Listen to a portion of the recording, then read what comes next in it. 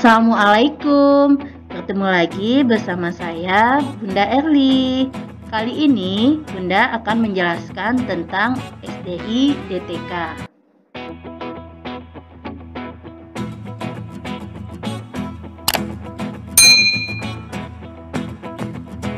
SDI DTK adalah stimulasi, deteksi, intervensi dini tumbuh kembang. Tumbuh kembang anak merupakan perjalanan jangka panjang yang akan Bunda jelaskan melalui grafik ini. Garis vertikal itu merupakan level perkembangan anak dari rendah ke tinggi, sedangkan garis horizontal ini adalah perkembangan dari konsepsi atau kandungan, lahir, anak usia dini, ini biasanya anak usia 6 tahun, kemudian remaja dan dewasa. Jadi ini terbagi 3, yang pertama yaitu anak sehat yang berkembang penuh.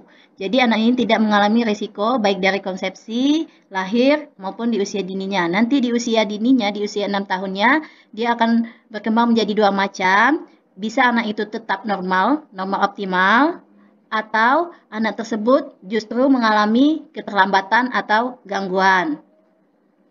Yang kedua yaitu anak yang tidak berkembang. Jadi sudah ada masalah dari konsepsinya, lahirnya, kemudian tidak terjadi efek, tidak berkembang sama sekali.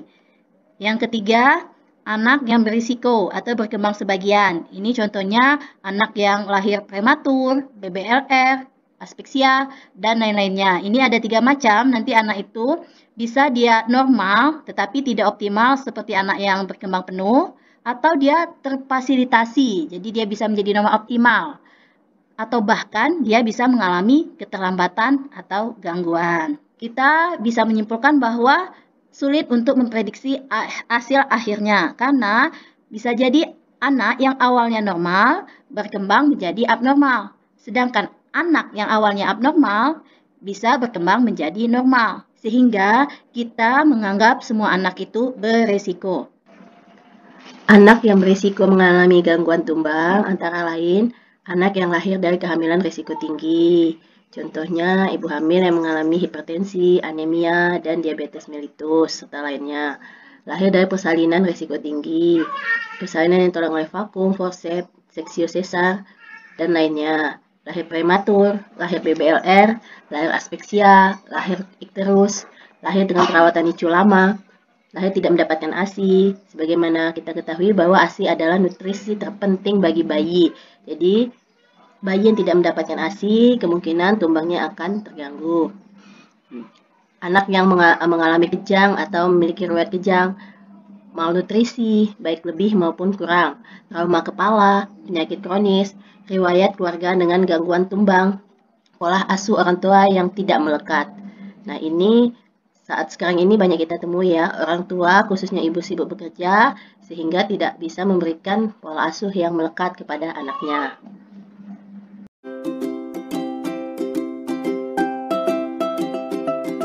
Secara grafik tentang kompetensi kemampuan anak atau fungsi otaknya itu terbagi 2 ya. Yang pertama yaitu anak dengan faktor protektif yang lebih, itu diharapkan berkembang secara optimal. Sedangkan yang kedua, anak yang memiliki banyak faktor risiko, kemungkinan dia akan berkembang di bawah potensi. Nah, ini tugas kita sebagai tenaga kesehatan untuk melakukan deteksi dini agar anak yang berisiko maupun anak yang protektifnya lebih tadi tetap tumbuh secara optimal.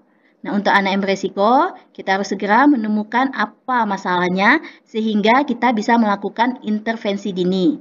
Sehingga anak tersebut bisa terrecovery dan akan tumbuh berkembang secara optimal. Nah, waktu yang tepat itu adalah 100 hari pertama kehidupan, yaitu di 2 tahun pertama. Kalau kita menemukan dengan cepat, kita melakukan intervensi dini, maka diharapkan anak yang berisiko maupun yang protektifnya lebih itu akan tumbuh dan berkembang secara optimal.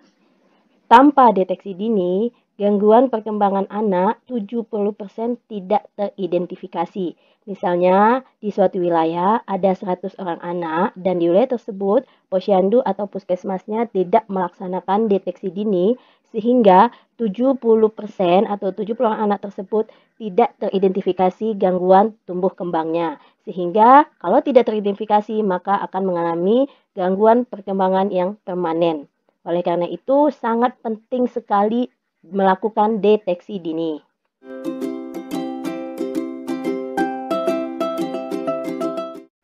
Di Indonesia, 5 juta bayi baru lahir per tahunnya. Apabila 5 juta ini ditangani oleh SPAK atau dokter anak tumbuh kembang sebanyak 70 orang, itu sangat jauh perbandingannya. Dan apabila dibantu juga oleh dokter anak, yang di Indonesia ini hampir 5.000 orang, masih jauh perbandingannya untuk menghadapi 5 juta bayi baru per tahun. Nah, bahkan apabila dibantu oleh tenaga medis, yaitu perawat, bidan, dokter umum yang tentunya terlatih, yang jumlahnya puluhan ribu, bahkan ratusan ribu, perbandingannya juga masih jauh sekali. Oleh karena itu, dibutuhkan kepekaan dari orang tua, pengasuh, guru, atau masyarakat untuk mendeteksi dini adanya gangguan tumbuh kembang. Jadi di sini posisi orang tua itu adalah yang utama.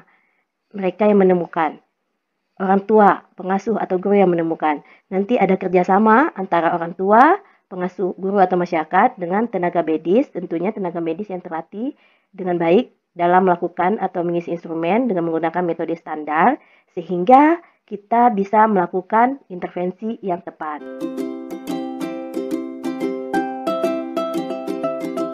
Penyebab gangguan perkembangan anak mayoritasnya bermula dari masalah periode perinatal dan neonatal. Contohnya anak yang mengalami sterus, nanti akan speech delay. Nah, kunci keberhasilannya adalah penemuan kasus pada usia dini. Sehingga kita harus melakukan deteksi dini sedini mungkin. Di Indonesia, deteksi dini itu dilakukan ini garis 2 tahun ya. Kalau misalnya 2 tahun ke bawah itu 3 bulan sekali, 2 tahun ke atas dilakukan 6 bulan sekali. Pertumbuhan sirkuit otak anak mulai dari konsepsi sampai usia 6 tahun. Bisa dilihat pada grafik ini, di usia 0 tahun, berat otak anak itu 25% dari berat otak dewasa.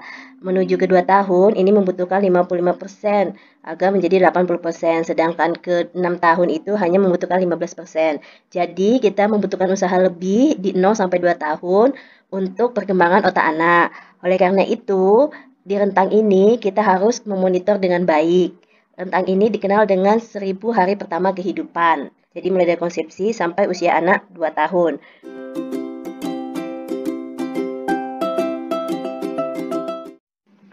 Langkah-langkah deteksi dini perkembangan anak, yaitu yang pertama adalah surveillance perkembangan. Ini dilakukan pada semua anak sehat dan setiap waktu. Nah, jika ditemukan masalah, maka kita masuk ke screening perkembangan. Ini dilakukan pada semua anak sehat dan risiko tinggi pada periode usia tertentu dengan menggunakan instrumen terstandarisasi. Nah, apabila menemukan masalah, maka kita masuk ke diagnosis perkembangan. Ini biasanya dilakukan oleh ahli tumbuh kembang. Kemudian langkah selanjutnya yaitu intervensi dini, yaitu pentingnya memanfaatkan periode kritis efektivitas suatu intervensi.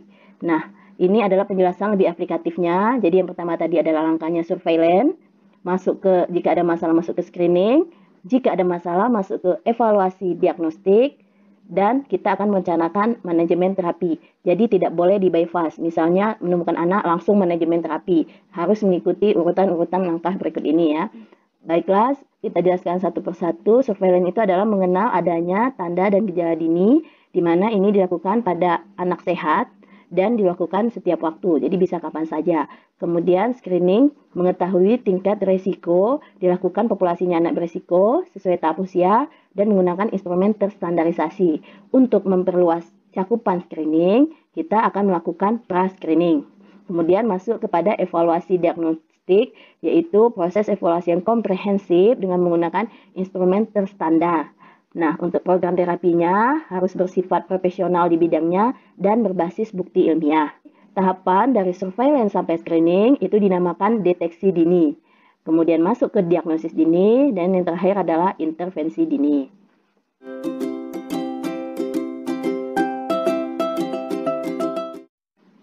Instrumen di Indonesia, penguasaan oleh tenaga kesehatan masih sangat terbatas. Jadi paling banyak digunakan dokter adalah Denver 2. Nah, pada tahun 2006, Kemenkes RI memikirkan perlunya memperluas cakupan screening, sehingga menyederhanakan instrumen dalam bentuk format pra-screening, yaitu KPSP, Kuesioner Pra-Screening Perkembangan. Jadi adalah tahap pra-screening, di mana KPSP ini menjadi satu kesatuan dalam instrumen SDI-DTK. Nah, instrumen di Indonesia, anjuran untuk orang tua, pakailah buku KIA. Ini biasanya diberikan pada saat ibu melakukan NC pada tenaga kesehatan. Anjuran untuk tenaga kesehatan, gunakan buku SDIDTK. Ini terbaru 2016. Nah, nanti link untuk kedua buku ini ada di bawah ya. Nah, instrumen ini dianjurkan untuk tenaga kesehatan di pelayanan kesehatan dasar. Jadi ada connecting antara orang tua, pengasuh, guru dengan tenaga kesehatan yang terlatih dalam penggunaan buku KIA dan buku SDIDTK. Jadi buku KIA-nya digunakan oleh orang tua, pengasuh, guru atau masyarakat, sedangkan buku SDIDTK-nya digunakan oleh tenaga medis yang terlatih. Jadi kedua buku tadi akan Bunda jelaskan lebih detailnya, di mana ada connecting antara buku SDIDTK dengan buku KIA-nya. Buku KIA, aplikasi buku KIA dalam deteksi dini masalah perkembangan anak, dilakukan pada tahap surveillance untuk mengenal tanda dan gejala dini. Populasinya semua anak umum dan sehat, bisa dilakukan setiap saat dan setiap waktu. Nah, mengapa sangat penting? Karena kegiatan surveillance ini untuk mengetahui sedini mungkin anak yang mempunyai gejala atau tanda awal akan mengalami masalah perkembangan. Dilakukan pada semua anak sehat dan secara umum. Dan tidak boleh untuk menegakkan diagnosa pasti. Nah, bila level surveillance hasil negatif, maka kita lanjutkan ke tahap level pra-screening. Nah, bila level surveillance tidak dilakukan, maka akan terjadi keterlambatan level screening. Akan terjadi keterlambatan level diagnostik dan akan terjadi pula keterlambatan penanganan sehingga terjadilah kegagalan penanganan untuk anak tersebut. Nah, buku KIA ini direvisi yang tadinya 2015 seperti ini, direvisi menjadi 2020. Di 2020 ini covernya sudah dibuat dua, ada untuk ibu hamil dan untuk anak dalam satu buku, di mana bisa memudahkan ibu hamil atau ibu balita mencari halaman yang dibutuhkan dan memudahkan tenaga kesehatan dalam mencatat pelayanan dan memberikan konseling. Nah, buku KIA ini sudah dijelaskan pada pertemuan sebelumnya, tetapi Bunda akan flashback sedikit tentang buku KIA. Jadi di buku KIA ini ada informasi untuk orang tua yang bisa dilakukan pada usia 29 hari sampai 3 bulan. Nah, selalu cuci tangan anak dengan sabun dan air mengalir sebelum dan sesudah memegang dan membuat bayi. Kemudian tetap beri air ASI eksklusif sampai usia 6 bulan. Nah, di sini ada tahapan simulasi yang dilakukan pada usia anak 0 sampai 3 bulan. Jadi orang tua bisa membaca buku ini dan menerapkannya kepada anaknya. Nah, ini contoh pemantauan perkembangan anak usia 3 bulan. Jadi ini tinggal di checklist aja. Orang tua, guru, atau pengasuhnya bisa menceklis ini untuk di tahap surveillance-nya. Kalau memang iya, checklist iya, tidak ya tidak. Nah, ini juga ada informasi tentang imunisasi.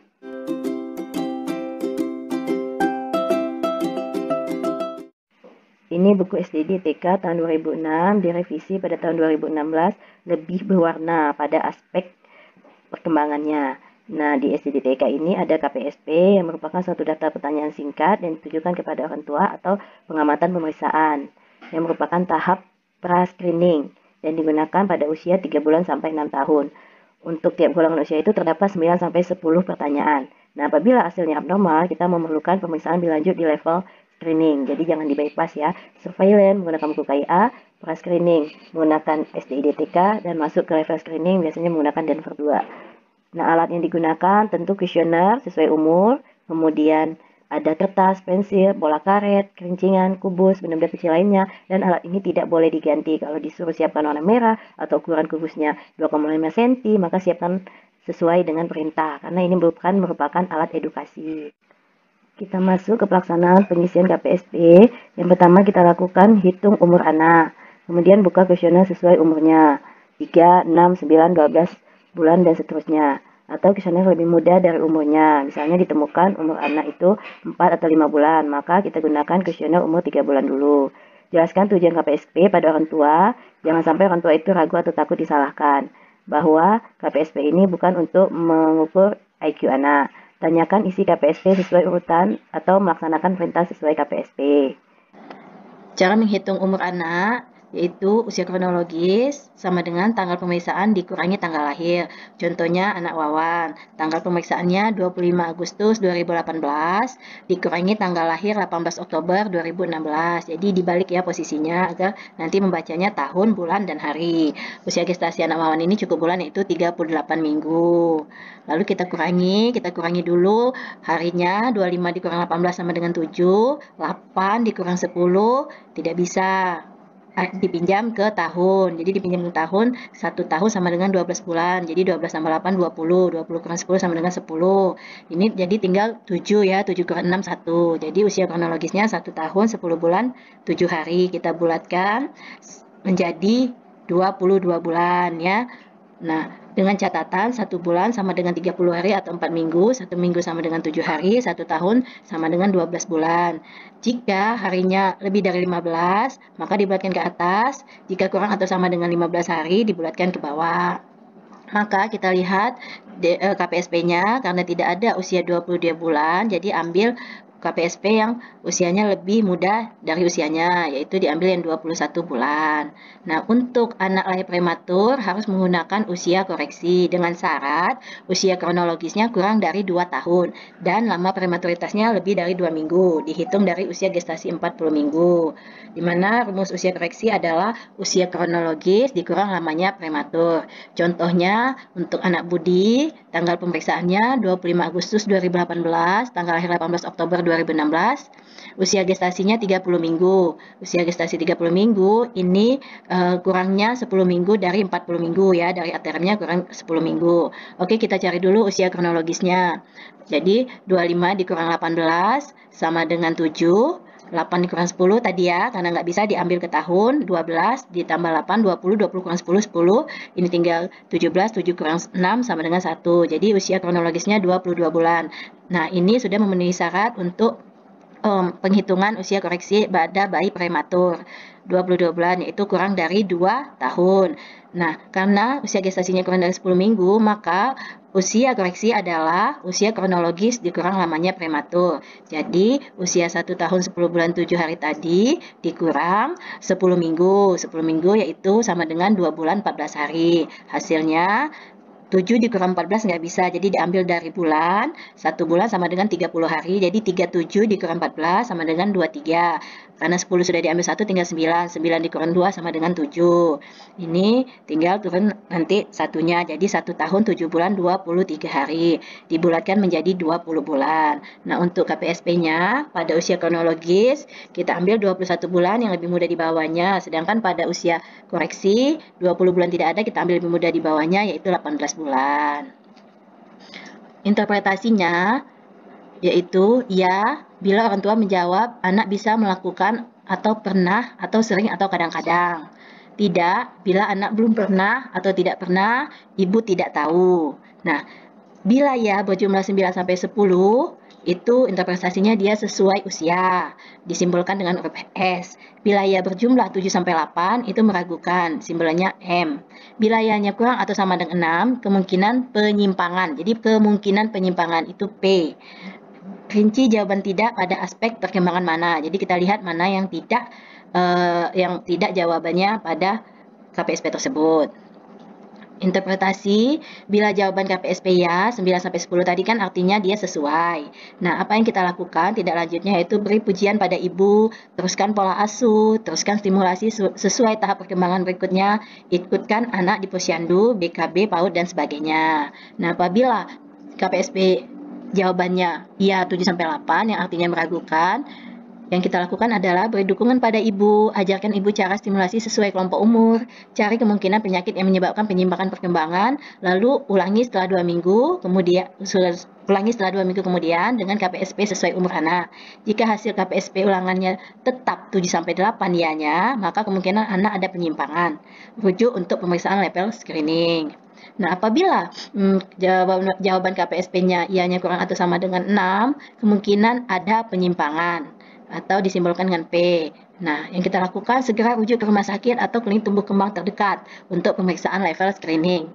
Perinci jenis dan jumlah penyimpangan perkembangan, misal apakah posisinya di gerak kasar, halus, bicara, bahasa, sosial, dan kemandirian.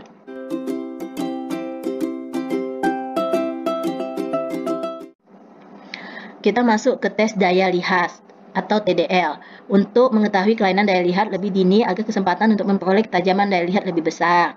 Ini dilakukan setiap 6 bulan pada anak 36 sampai 72 bulan. Dikerjakan oleh tenaga kesehatan atau guru.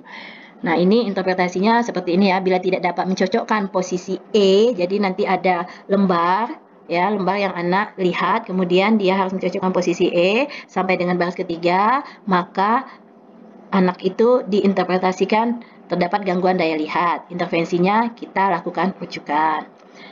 Lalu tes daya dengar atau TDD mulai umur 0 bulan untuk menemukan gangguan pendengaran sejak dini untuk segera ditindaklanjuti. Alatnya yaitu kita menggunakan daftar pertanyaan atau instrumen TDD menurut umur anak. Itu ada di buku SDI DTK ya. Umurnya kurang dari 24 bulan atau lebih dari 24 bulan. Kalau ada salah satu ada jawaban tidak, maka ada masalah atau penyimpangan pada pendengaran. Segera lakukan rujukan terhadap anak tersebut.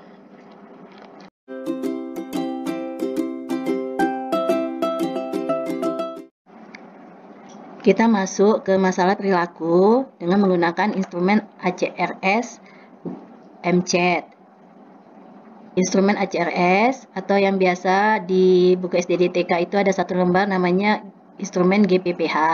GPPH yaitu adalah gangguan pemusatan perhatian dan hiperaktif, yaitu suatu kondisi ditandai adanya gejala berkurangnya perhatian dan atau aktivitas atau impulsivitas yang berlebihan. Nah, apabila dilakukan di tempat praktek, membutuhkan piranti yang sederhana dan dapat dilakukan dengan cepat, mempunyai sensitivitas dan spesifitas yang cukup baik, tersedia berbagai piranti untuk orang tua dan profesional. Anjurannya memakai standar dalam buku pedoman pelaksanaan SDI DTK Depkes IDAI 2016. Jadi ini ada instrumennya di dalam buku SDI DTK. Instrumen yang digunakan untuk masalah perilaku dan emosional itu KMPE, autisme, MCAT, gangguan pemusatan perhatian atau hiperaktif, formulir deteksi dini GPPH atau ACRS ya. Itu bisa kalian lihat di buku SDI DTK yang linknya sudah Bunda share di bawah. Nah, waktu melakukan screening ADHD itu yaitu dimulai pada usia 36 bulan atau 3 tahun sampai 72 bulan. Nah, instrumen GPPH ini terdiri dari 10 pertanyaan untuk orang tua, pengasuh, guru TK, dan pengamatan saat pemeriksaan. Jadwalnya tadi ya dilakukan umur lebih dari 36 bulan atau lebih dari 3 tahun atas indikasi atau bila ada keluhan. Misalnya anak tidak bisa duduk tenang, anak selalu bergerak tanpa tujuan dan tidak kenal lelah, dan perubahan suasana hati yang impulsif. Ini contoh instrumennya ya. Jadi ada 10 pertanyaan, nanti bisa diisi dengan skala 0 sampai 3. Nah, ini caranya, tanyakan satu persatu pertanyaan dengan jelas, lambat, dan nyaring. Lakukan sekaligus pengamatan pada anak selama pemeriksaan. Catat jawaban dengan melakukan pembobotan. Jadi nilai 0 apabila tidak pernah ditemukan, nilai 1 bila kadang-kadang ditemukan, nilai 2 bila seringkali ditemukan, nilai 3 bila selalu ditemukan. Lalu lakukan interpretasi dan tindak lanjut. Bila nilai totalnya lebih atau sama dengan 13, kemungkinan GPPH. Langsung lakukan rujukan pada spesialis tumbuh kembang. Nah, ini ya kalau buku untuk mendiagnosa yaitu DSM-5.